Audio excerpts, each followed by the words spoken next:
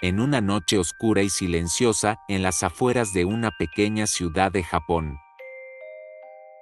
En una estación de tren, desierta a esa hora, solo estaba iluminada por el tenue brillo de los faroles antiguos, que lanzaban sombras largas y espeluznantes sobre las vías. En esa misma estación, hace muchos años, se cuenta una historia que marcaría para siempre la leyenda del teque-teque. Dicen que si escuchas este sonido, es una señal de que está muy cerca, y no tendrás manera de escapar. Te cortará por la mitad de manera similar a como ella murió. Todo comienza en una tranquila ciudad de Japón. Una joven chica, nacida en una familia trabajadora y modesta. Su vida, al principio, transcurriría de manera normal. Era una joven tímida, reservada, que prefería los libros y la soledad antes que el bullicio de la gente. Sin embargo, a pesar de ser introvertida, tenía una curiosidad innata por el mundo. A menudo, escribía en su diario sobre sus pensamientos, y solía imaginar mundos fantásticos, en los que podía escapar del mundo real en el que vivía. El primer indicio de que su vida tomaría un giro oscuro comenzó cuando ingresó a la escuela secundaria. Para una chica como ella, la vida escolar fue un calvario. Su aspecto frágil y su personalidad retraída la convirtieron en blanco fácil para los otros estudiantes. Sus compañeros, crueles y despiadados, la molestaban diariamente.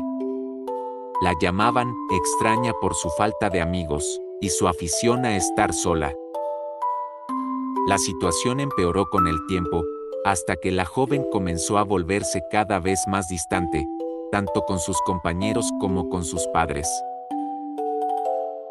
En casa, sus padres notaron los cambios, pero nunca supieron la magnitud del dolor que estaba viviendo la joven, pues hizo todo lo posible para no preocuparlos. Se refugiaba en su cuarto, escribiendo en su diario, tratando de encontrar consuelo en las palabras que plasmaba en el papel, pero la oscuridad crecía en su corazón. Una tarde lluviosa, tras sufrir un nuevo episodio de humillación, la joven salió corriendo del colegio. Con lágrimas en los ojos, llegó a la estación de tren, buscando un lugar donde refugiarse, escapar del dolor, pero la desgracia estaba a punto de ocurrir.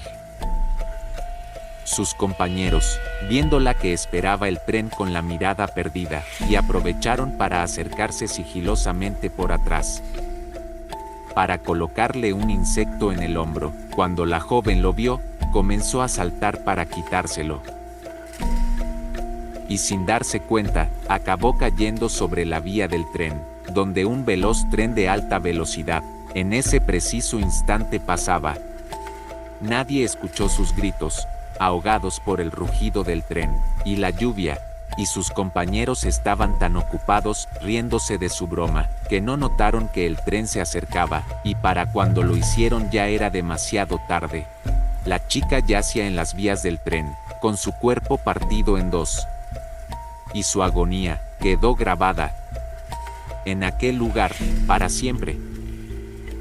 Los chicos juraron no decirle nada a nadie de lo sucedido, e hicieron pública la versión que, como era una chica rara, no soportó su vida, y decidió arrojarse delante del tren cuando pasaba.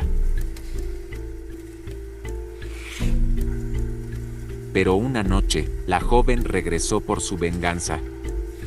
Los tres amigos iban caminando en la noche cerca del lugar, cuando comenzaron a escuchar un sonido demasiado extraño,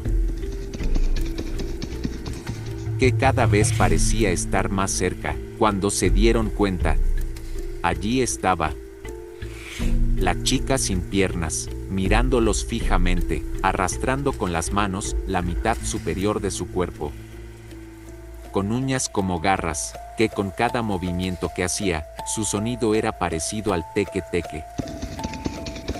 Los chicos intentaron huir, pero fue inútil.